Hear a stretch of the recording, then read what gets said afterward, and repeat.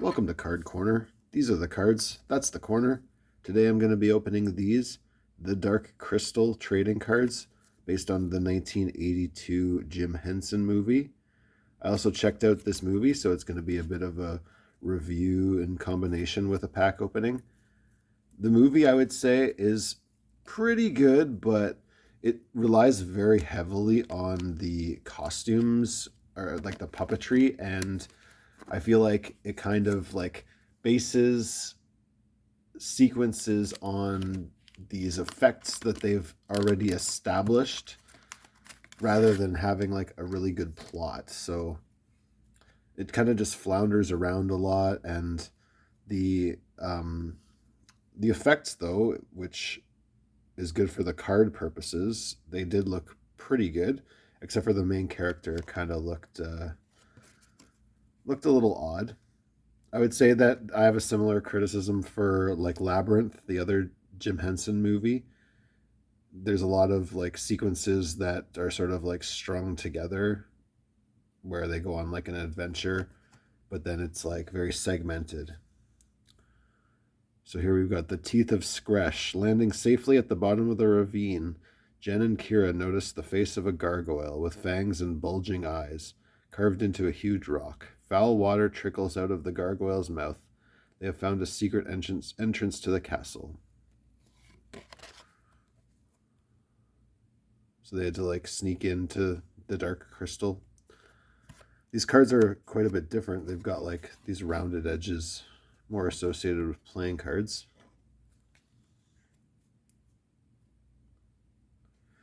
This was his like mentor person that died at the start of the film, and then there was like this group of bad guys, and they were all like connected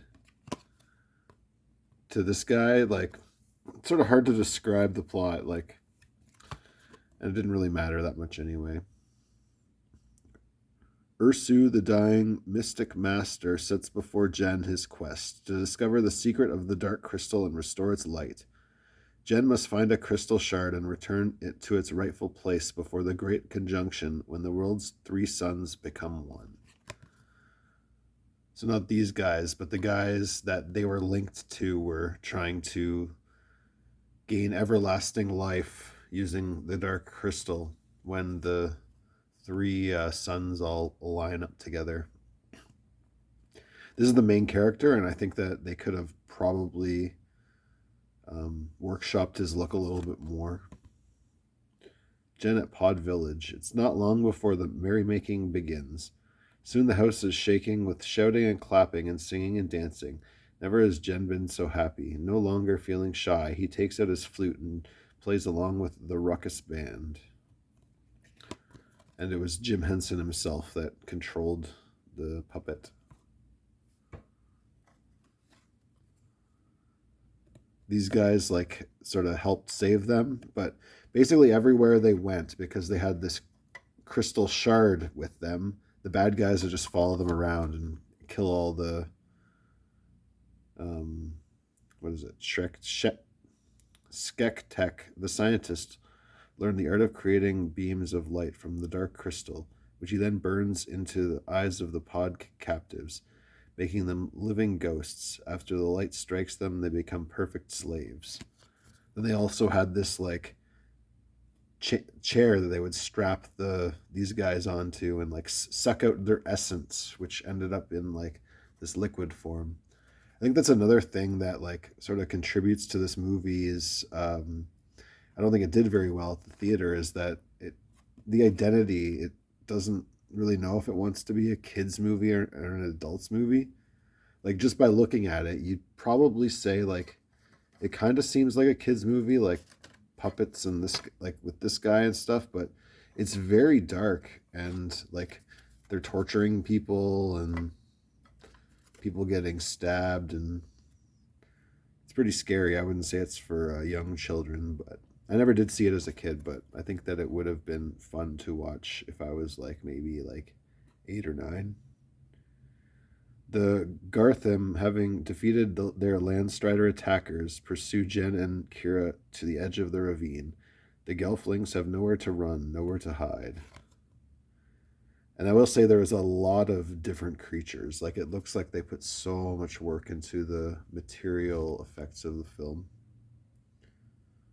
These are the guys doing the ritual. They're like going to use the crystal somehow to get what they want. I don't know exactly. In the crystal chambers deep within the castle, 9 sinister reptilian figures gather to perform their power ceremony. Beneath the thick layers of robes draping their scaly bodies, the Skeksis stand motionless, absorbing the cosmic radiances from the dark crystal. So I guess they're like getting youth. That's sort of what they were obsessed with, I think, was not dying of old age. Here he is at the end. He like jumped onto the crystal and he's going to stab it with the little one that he found at the start of the movie. A brilliant beam of light floods down from the portal, bathing Jen and the crystal in blinding brightness. 3 suns are one. With tears streaming down his cheeks, Jen raises his arm and completes his quest and fulfills the ancient prophecy. All right, our last card for that pack. This is just before he would have jumped, so it would have been this, and then he jumps onto it. So that's the order. With the moment of the great conjuring rapidly approaching, Jen fights his way to the crystal chamber. There, the dark crystal floats shining and purple, and the castle dome is open to the sky, where the 3 suns are about to come together as one. Another thing about this movie is that all of the like little creatures made really like shrill noises. Mrs. Corner hated that about this movie.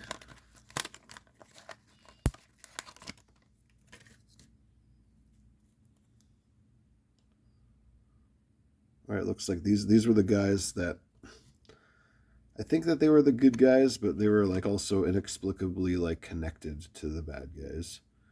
And if one of them would die, the other one would die. So it would seem. Urak the scribe writes the simpler thoughts of the mystics on unwound cloth spirals. Deeper thoughts he winds into spirals. It is the scribe who has taught Jen the art of writing.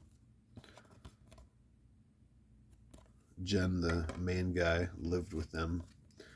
They were so this was the original emperor, and he was in bed and then just sort of like crumbled into ash.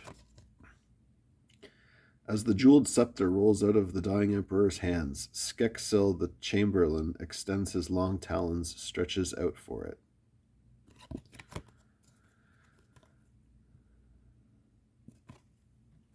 It was a cool effect watching him like sort of crumble into the bed as he died. And so they like meet up. They're both like deaflings or delflings or something or other. And but they both didn't know any other members of their species before the movie, before they met each other. And she just had wings, and he's like, "Oh, I don't have wings." And then she's like, "It's because you're a boy, silly." So I guess they're like species. The girls have wings, but the guys just have to walk around. Just as menacing Gartham claws grasp at them, Kira wraps her arms tightly around Jen and jumps into the ravine. To Jen's amazement, they do not drop, but float gently through the air on a pair of wings that have unfolded from Kira's back. They were secret wings for a while, too. It is cool to see the pictures because it is very like visually oriented movie, but I don't like that. First of all, they're all landscape. This cut. Let's see if I have like a regular size card. I guess they're the right size, so they'll fit in sleeves and stuff, but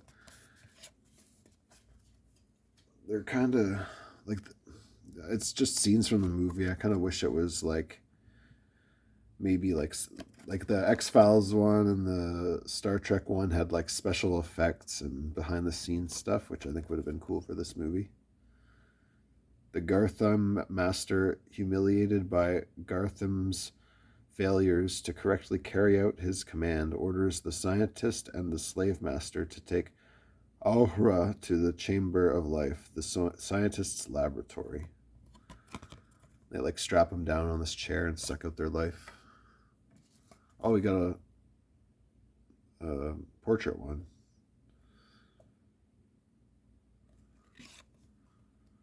Climbing up through the sewers, Jen and Kira again come face to face with the disgraced Chamberlain.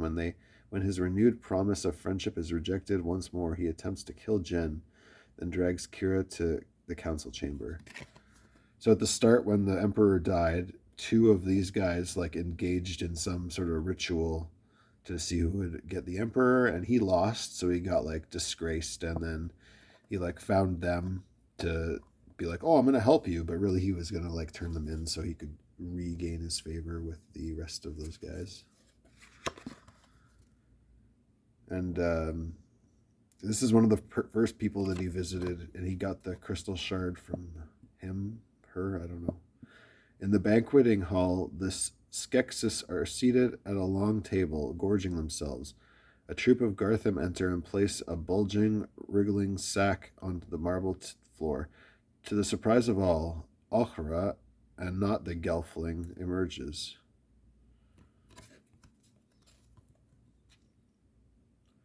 And at the start, she had her eye, like pulled her eye out of her head and had it like on her finger and was like looking around at stuff, but she only did it at the start. So I think that was like an effect that they had like at their disposal. So they added that just to show off, basically.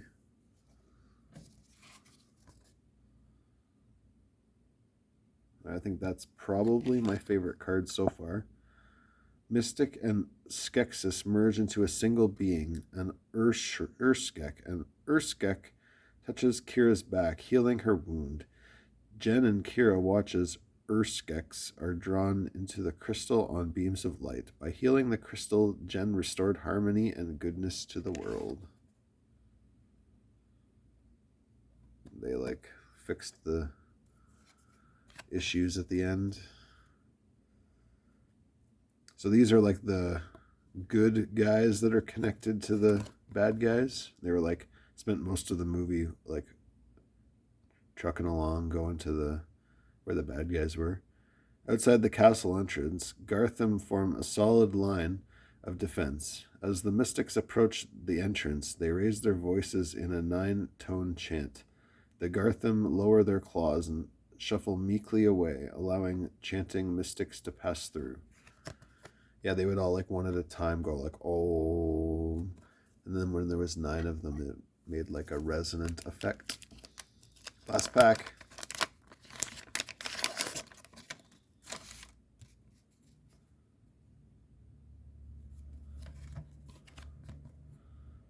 Among the Gelfling ruins sits a throne that glistens like mother of pearl. Spellbound, Kira approaches it and with reverence seats herself in it.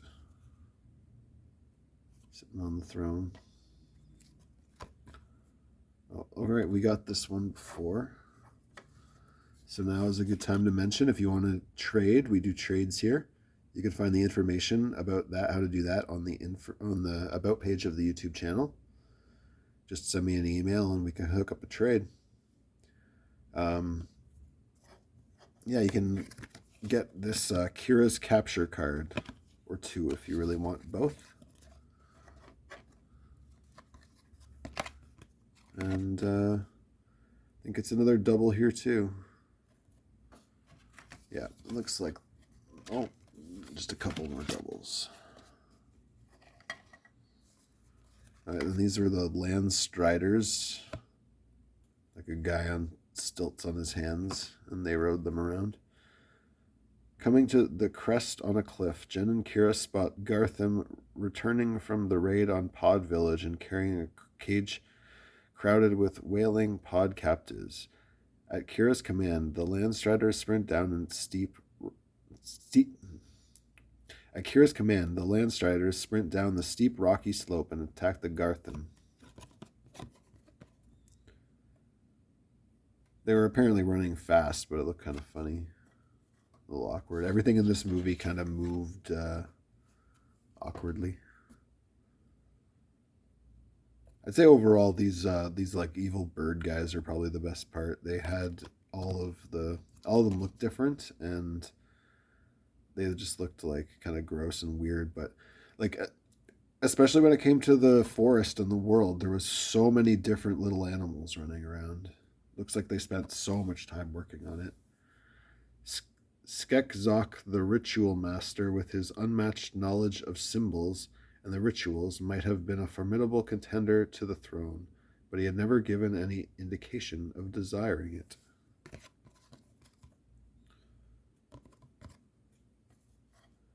There was like 9 guys on each side, a bunch of other characters. It would have been a great set to do a set of character cards for, but unfortunately not. It's hard to tell what's going on down here. I think this was like one of those pod guys. They sucked out the stuff.